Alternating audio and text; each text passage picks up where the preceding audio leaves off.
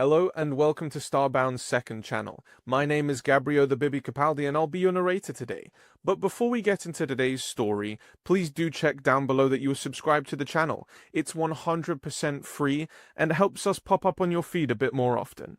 Inside their educational ship, Professor Rodak watched with interest as his students interacted with their datapads and laughed among themselves, casually leaning against their seats as if the planet they had landed on was just another boring but historically significant place in the galaxy. Seeing their smiles and carefree chatter, Rodak could almost taste the sweetness of their reactions. So naive now, so unprepared for the moment they would finally understand why Earth was known as a Deathworld. Rodak's bright yellow eyes blinked methodically as he walked the narrow gaps among the seats of their mobile classroom, observing the young ones. The emerald-green plumage covering most of his body took on a vivid hue under the ship's lighting, transitioning to vibrant yellow feathers around his neck and chest in an elegant gradient. Despite being past his prime, his feathers retained their luster and his posture remained impeccable. Back straight, wings neatly folded against his sides, his sharp, curved beak, adorned with two perfectly round nostrils near the base, glistened as if freshly polished. Every time he visited Earth, the humans would inevitably call him Professor Owl, despite his species having evolved on a planet more than 500 light-years away from Earth's native avians. The thought made his crest feathers drop involuntarily. Perhaps this time he would be spared the embarrassment. He pushed the thought aside as he carefully navigated the narrow aisle between the seats, regarding the group of students and wondering about their reaction to Earth, not as a distant concept, but as the raw reality of seeing it with their own eyes. His class consisted of 12 students from 8 different species, each one a promising young scholar in xenobiology and comparative planetary sciences. They had no idea what awaited them. None of them had ever experienced a Deathworld firsthand, let alone a Class 13. He would change that today. Rodak's head rotated nearly 180 degrees in a smooth motion that always made his mammalian students wince. His piercing gaze methodically checked each student, ensuring they were properly secured with safety harnesses. The ship's safety protocols were excellent, but protocol was just protocol.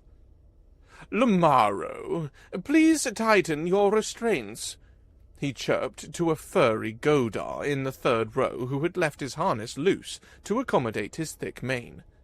"Strella, your secondary strap needs to be secured around your lower appendage." His voice was authoritative as he addressed a soft-skinned student whose 6 tentacles were arranged haphazardly around her safety harness.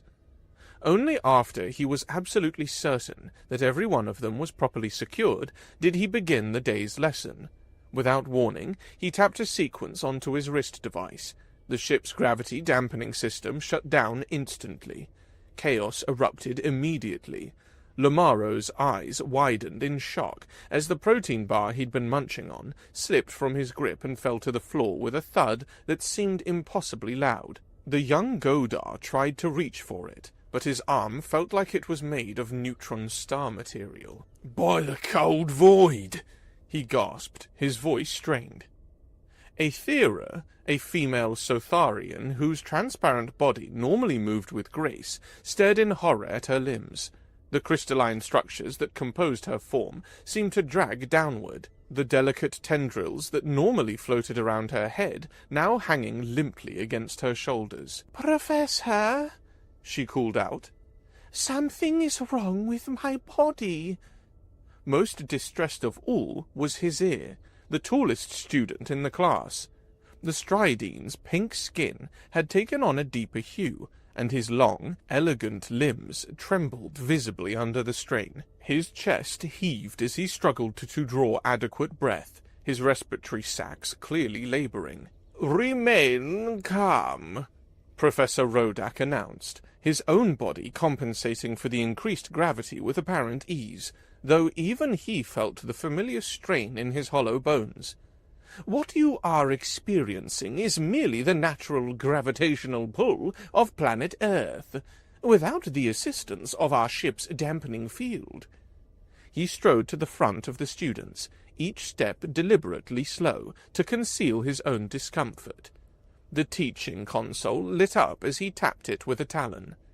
Today's field study concerns a planet that, I must admit, has no particular historical significance to the great galactic community, he began, projecting an image of the blue-green world in a screen behind him. No spatial wars were fought here. It was not the birthplace of any revolutionary scientific theory that changed our understanding of the universe. Even first contact with Earth's dominant species was, by galactic standards, unremarkable and proceeded according to protocol. He paused, allowing his words to sink in as his students continued to struggle with the gravity. And yet, he continued, the very fact that life exists on such an extreme planet is a miracle, and the knowledge that intelligent life evolved here is even more astounding. Earth represents an anomaly, a statistical improbability that defies conventional understanding of habitability parameters.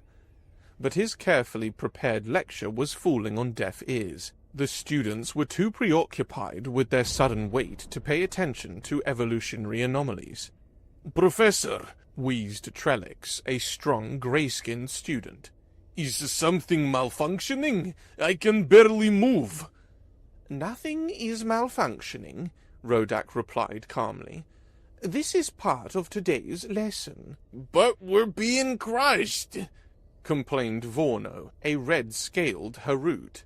"How much more than galactic standard is this?" asked Lamaro, the Godar, who was making valiant if futile attempts to sit upright. Professor Rodak didn't answer immediately. Instead, he watched them struggle, allowing them to fully experience the reality of Earth's gravity. He moved around the classroom, observing their reactions with a certain degree of detachment, and, of course, a tiny bit of satisfaction. After long moments of this, he finally replied, "Earth exists at approximately 2.5 times galactic standard gravity. What you're experiencing is perfectly normal for this planet." A collective groan echoed through the classroom. "But I assure you," he continued, "I have accounted for each of your physiologies in planning this excursion. You are all capable of withstanding this gravity for the duration of our visit." "Is that why Chronix isn't here?" asked Aethera, referring to their gelatinous classmate who had remained on the educational vessel orbiting Earth and would be returning home in a tiny ship. "Indeed," Rodak confirmed. "Poor Chronix's massive gelatinous body would have been instantly compressed under Earth's gravitational pull. His absence is a necessary precaution." "If anything, Chronix is the lucky one," muttered Hizir, still struggling to breathe properly. "Professor, can you turn the dampeners back on?" pleaded Strella. "No," Rodak said firmly. "You need to acclimate to Earth's gravity. This is merely one small and less significant aspect of what makes Earth a Deathworld. We still have a full day ahead to explore the full extent of the only Class 13 Deathworld the Galactic Council has ever encountered." For the next 10 minutes, the classroom devolved into a chorus of complaints and groans. The students discussed nothing but the oppressive gravity, comparing their discomforts and speculating about how the native species could possibly function in such conditions. "Do humans have internal gravity dampeners?" wondered Trellix. "Maybe they're made out of super dense materials," suggested Vorno. "Or maybe they evolved some biological mechanism to counter the effects," offered Aethera, the most scientifically minded in the group. Professor Rodak let them talk, observing and feeling mild amusement at their reactions. Their theories, while creative, showed how little they truly understood about adaptation and evolution in extreme environments. This was exactly why field studies were invaluable. "I believe you should be adequately adjusted by now," he finally announced after precisely 9 minutes and 47 seconds had passed. "You should be ready to walk." His announcement was met with looks of disbelief. "Walk?" echoed Lamaro. "In this?" "Yes, walk," Rodak confirmed. "But rest assured, you won't be required to take more than a few steps on Earth's surface." With considerable effort and no small amount of grumbling, the students unstrapped themselves from their seats and attempted to stand. Some, like Hizir and Lamaro, managed to achieve a hunched position. Others, like Trellix and Strella, could barely lift themselves from the floor. "Follow me outside," Rodak instructed, leading the way toward the ship's rear exit, the egress portal, as it was officially designated in ship schematics. Even Rodak, despite his regular visits to Earth, was beginning to feel the effects of the gravity more profoundly than he cared to admit.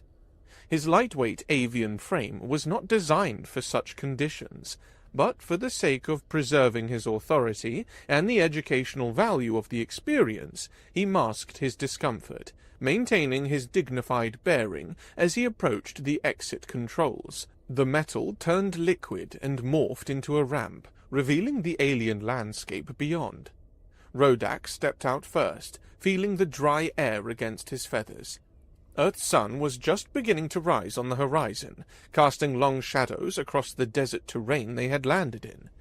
The cold night air still clung to the landscape, creating a chill that penetrated even through his insulating plumage. One by one his students followed him outside, each movement a struggle against not only gravity, but now the unfamiliar climate as well. "It's freezing!" complained Vorno, whose silicon body was particularly sensitive to temperature fluctuations. "And yet so dry," observed Aethera, whose transparent form was already showing signs of dehydration, the fluid within her crystalline structures receding slightly. "The gravity and the cold together are unbearable," groaned Lamaro, his thick fur providing some protection against the chill, but adding to his gravitational burden. Professor Rodak listened to their complaints with practiced patience. "This is merely the beginning of our day," he informed them. "There is something specific we must observe in this location, but it will take a few hours to manifest fully." A collective groan rose from the group.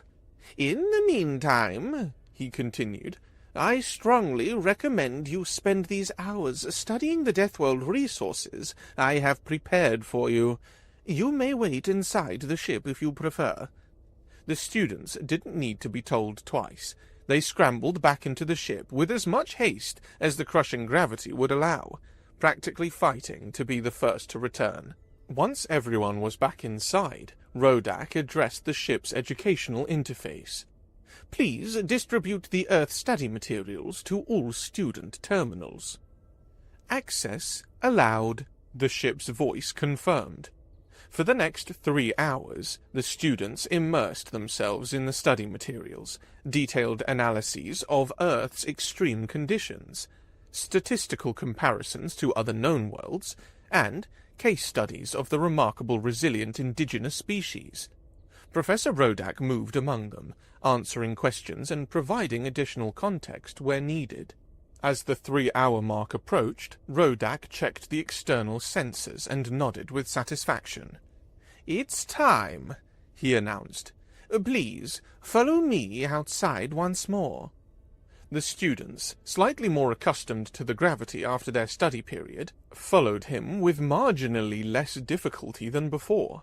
As they emerged from the ship, they found themselves facing the same desert landscape, but with one dramatic difference. The temperature had risen from near freezing to scorching heat. What had been a cold, dark desert was now a blazing furnace. The sun, higher in the sky, beat down mercilessly on the sand, creating heat waves that distorted the distant horizon. "By the old gods!"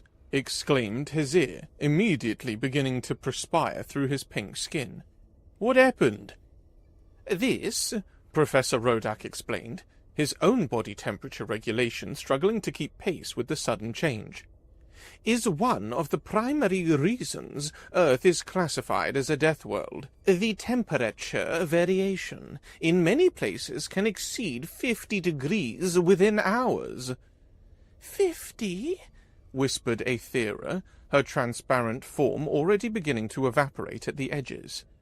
"Yes," Rodak replied. "Here, such extremes are commonplace. Many regions experience both freezing cold and blistering heat within a single planetary rotation." "But how does anything survive?" asked Lamaro, panting heavily as his thick fur trapped the heat against his body. "Adaptation," Rodak answered simply. "Earth's life forms have evolved remarkable mechanisms to survive these conditions. Some enter dormant states during extreme periods. Others have developed specialized organs for temperature regulation. Still, others migrate between regions to avoid the worst extremes." "And the humans?" asked Vorno. "Humans have developed both biological adaptations and technological solutions," Rodak explained. "Their bodies can sweat to cool themselves, a method that's unique among all species we've ever found. They've also created climate-controlled habitats and protective clothing." After only a few minutes under the scorching sun, the students were begging to return to the ship. "Very well," Rodak conceded, leading them back inside. "We still have 2 more locations to visit today. Given your exemplary behavior and engagement with the study materials, I will permit the use of gravity dampeners during our transit to give your bodies some rest." The relief on their faces was crystal clear. "Ship," Rodak addressed the main AI, "set course for location Beta. Activate gravity dampeners during transit only." "Course set for Amazon Basin. Gravity dampeners activated," the ship confirmed. "Estimated arrival time, 9 minutes." As the ship lifted off, the students collectively sighed with relief as the crushing weight lifted from their bodies. Their relief, however, was tempered by nervous anticipation. If Earth's gravity and climate variations were merely the beginning, what horrors awaited them at the next location? "Professor," ventured Lamaro, "what could possibly be worse than what we've already experienced?" Rodak's beak clicked in what the students had come to recognize as his equivalent of a smile. "You'll see soon enough." The 17-minute journey passed quickly, filled with speculative discussions among the students about what new terrors Earth might present. Their anxiety only grew when the ship announced their arrival and the gravity dampeners began to power down. "Remember," Rodak cautioned as they prepared to disembark, "observe everything carefully. What you experience today will form the basis of your final assessment." The egress portal opened to reveal a startlingly different landscape. Gone was the barren desert, replaced by dense, vibrant greenery. Massive trees reached skyward, their canopies forming a verdant ceiling overhead.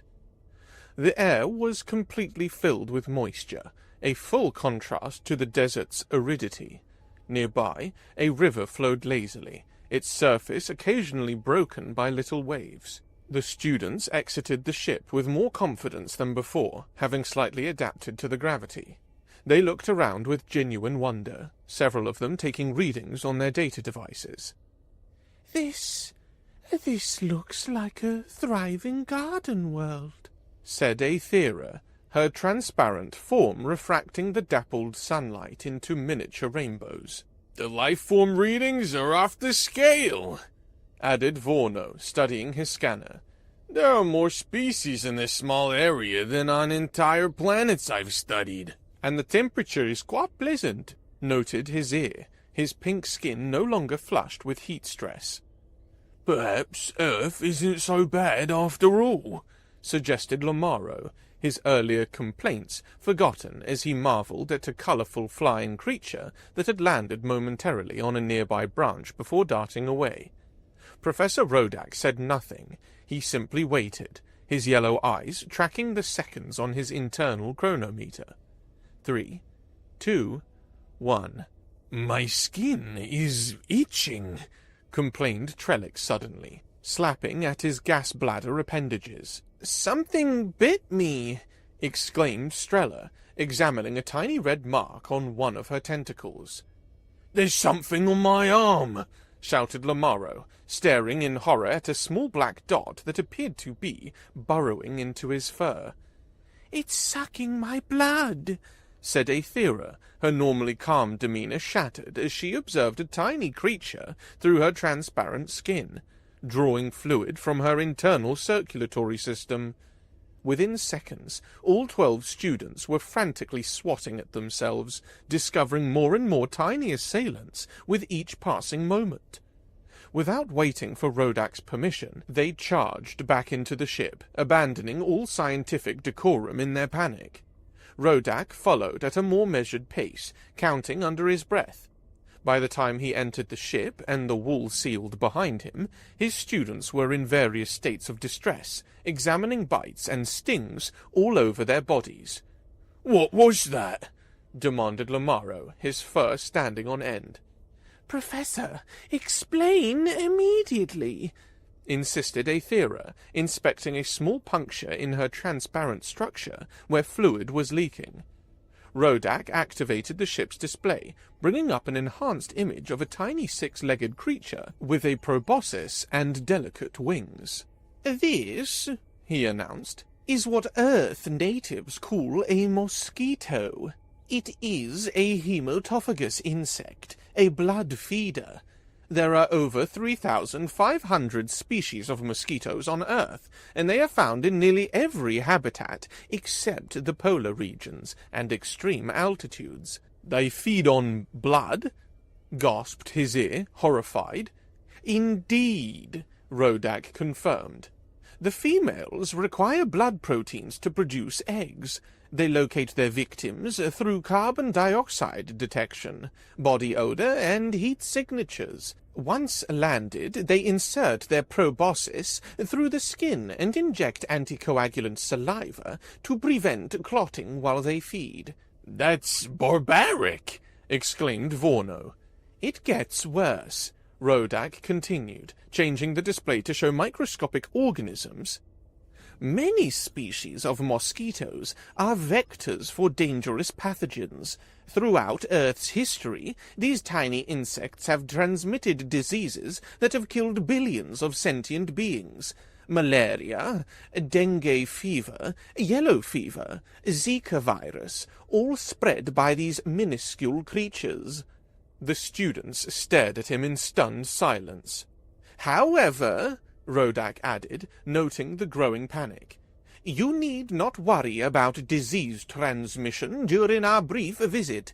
The nanomedicine you were all administered before our journey will neutralize any Earth pathogens before they can cause harm." A collective sigh of relief swept through the group. "So, with the right technology, the forest isn't so bad?" ventured Strella cautiously. Rodak's head rotated slowly toward her, his yellow eyes unblinking. "The mosquitoes are merely the beginning." Over the next several minutes, he methodically described the rainforest's array of dangers. Venomous snakes that could deliver enough toxin to kill dozens of humans with a single bite. Massive constrictors capable of crushing prey larger than themselves, predatory caimans lurking beneath the water's surface, spiders whose venom could cause tissue necrosis or neurological collapse, frogs whose skin secretions could paralyze a being merely by touch. He saved his favorite for last. "And then," he said, bringing up an image of an unremarkable-looking fish, "there is the electric eel.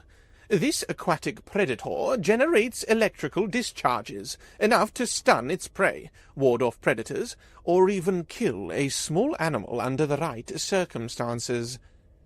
"A biological organism that generates electricity?" whispered Aethera in disbelief.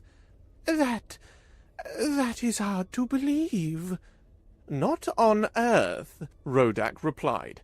"Such adaptations are precisely what one would expect to evolve on a Class 13 Deathworld." The students were silent now, their earlier confidence shattered. Earth was beginning to make sense to them, not as a planet, but as a threat. "Ship," Rodak commanded. "Prepare for departure to another location." "Course plotting," the ship responded. "Destination?" "I believe we'll skip Australia this time," Rodak decided, noting the already shell-shocked expressions of his students. "Set course for an urban human settlement instead. Florida will suffice." "Course set for Florida," the ship confirmed. "Gravity dampeners activated for transit. Estimated arrival time, 7 minutes." As the ship powered on and lifted off, the students exchanged nervous glances. They had experienced Earth's crushing gravity, its extreme temperature variations, and its deadly microfauna. What new horrors awaited them in a human city? Professor Rodak observed their subdued demeanor with great satisfaction. They were beginning to understand. By day's end, they would truly comprehend why Earth was designated the galaxy's only Class 13 Deathworld, and why its dominant species, humanity, was at the same time feared and respected throughout galactic society.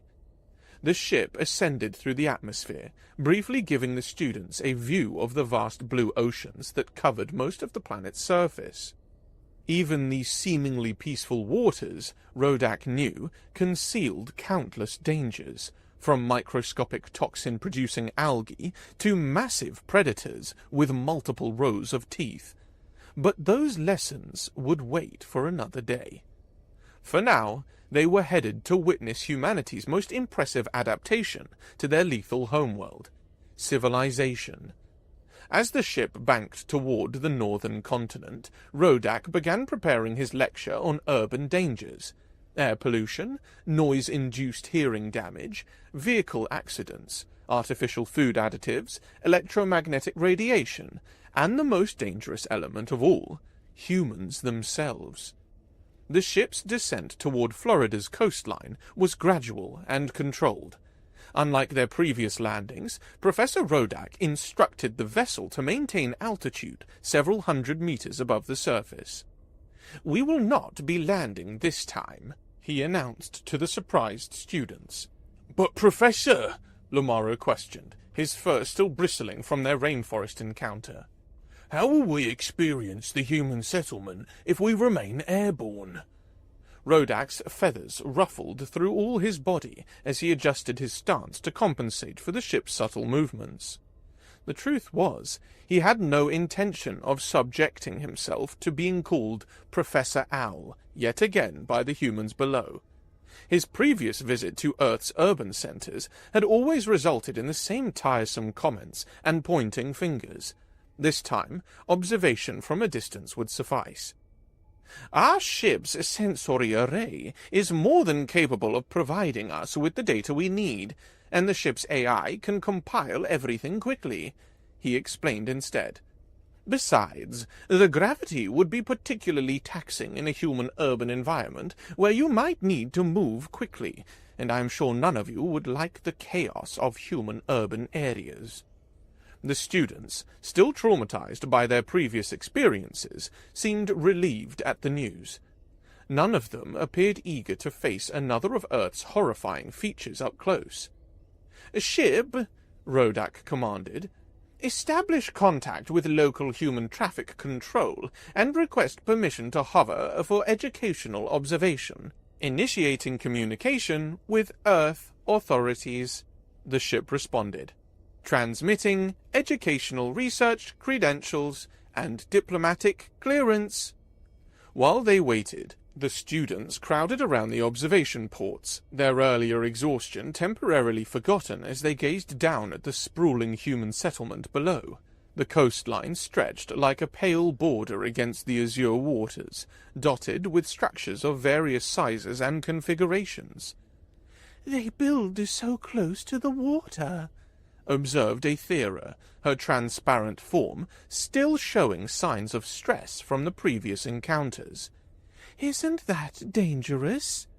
"Extremely," confirmed Rodak.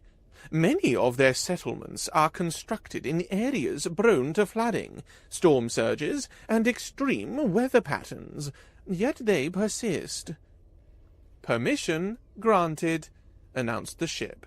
"Local authorities have approved our observation period for 6 standard hours. Recording protocols activated." "Excellent," said Rodak. "Begin capturing human interactions. Focus on behavioral patterns, social dynamics, and conflict resolution." "What specifically interactions, Professor?" asked Hizir, his tall form hunched slightly as if still feeling the phantom weight of Earth's gravity. "And why conflict resolution?" added Vorno, his red scales glistening under the ship's lights.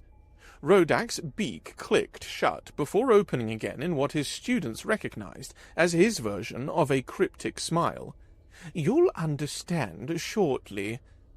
The main display activated, showing multiple feeds from the ship's external sensors.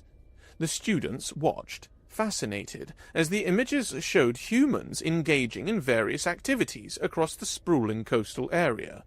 Some lounged on sandy beaches, others moved in metallic vehicles along paved pathways, while still others navigated small watercraft across the bays and inlets.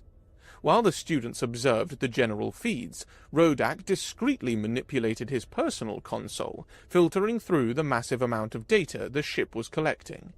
He was searching for something specific, something that would drive his final lesson home.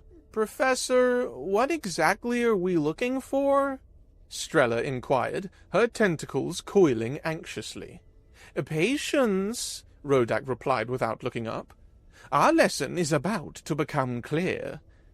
After several minutes of searching, he found exactly what he needed. With a swift motion of his talon, he transferred the feed to the main display, replacing the benign scenes of human recreation. The new image caused a collective gasp among the students. In murky water, a human and a large reptilian creature were locked in what appeared to be mortal combat. The human, a male specimen with minimal protective covering, had somehow positioned himself behind the massive reptile, maintaining a grip on its powerful jaws while the creature thrashed violently in the water. Is that one of the predators you mentioned from the rainforest?" whispered Aethera, her crystalline form vibrating with shock. "Similar, but distinct," Rodak explained. "This is what humans call an alligator, one of the many apex predators that share their living spaces. This particular species can grow up to 4 meters in length, possesses immense bite force, and has survived relatively unchanged for millions of years." "But why is the human fighting it?" asked Lamaro, his fur standing on end. "Don't they have weapons or technology to deal with such threats?" "They do," confirmed Rodak.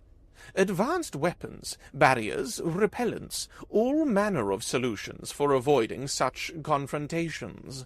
"Then this human must be insane!" exclaimed Hizir. Rodak's head rotated toward his students, his yellow eyes gleaming. "This brings us to perhaps the most dangerous aspect of Earth, the unpredictability of its dominant species." He tapped his console again, bringing up a different feed. This one showed a human deliberately inserting their upper limbs into a small opening in a wooden structure, from which emerged several small flying insects. "The human is collecting the venom of what they call bees, insects whose sting causes pain and, in some cases, fatal allergic reactions." Another tap, another scene. a human leaping from an extraordinary height, attached to nothing but a thin elastic cord. "Recreational falling," explained Rodak. "They call it bungee jumping." Yet another scene. Humans deliberately entering the ocean where large predatory fish were known to feed. "Recreational swimming in shark-infested waters." With each new scene, the students' expression shifted from confusion to horror to disbelief. "The phenomenon you're witnessing," Rodak continued, "is particularly pronounced in this region. Humans themselves have a term for it, a Florida man, denoting behaviors so irrational and dangerous that they defy conventional explanation." But why? Asked Vorno, his scales now a pale shade of their usual vibrant red. Why would an intelligent species deliberately engage with the dangers of their world instead of avoiding them? "That," said Rodak, his voice taking on a lecturing tone, "is the true enigma of humanity. Having evolved on a Class 13 Deathworld, they have developed not only the physical resilience to survive its myriad threats, but also a psychological relationship with danger that most galactic species find incomprehensible." He brought up a final scene, a human approaching what appeared to be a small but clearly venomous serpent, using nothing but a stick to maneuver it.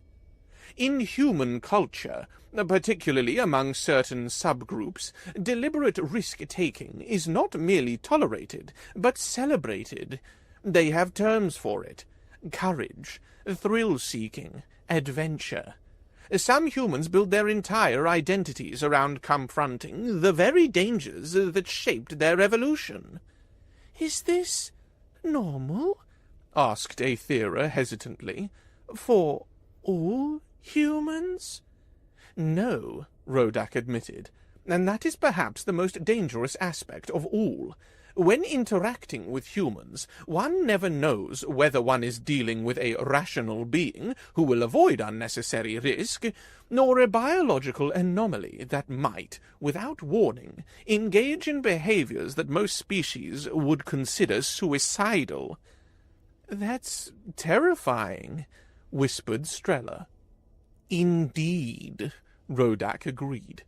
"It helps explain why, despite their technological limitations, humans were granted multiple seats on the Galactic Council upon first contact. Many elder species argued against it, but those who understood Earth's true nature recognized that any species that could survive on a Class 13 Deathworld possessed qualities that would be unwise to dismiss."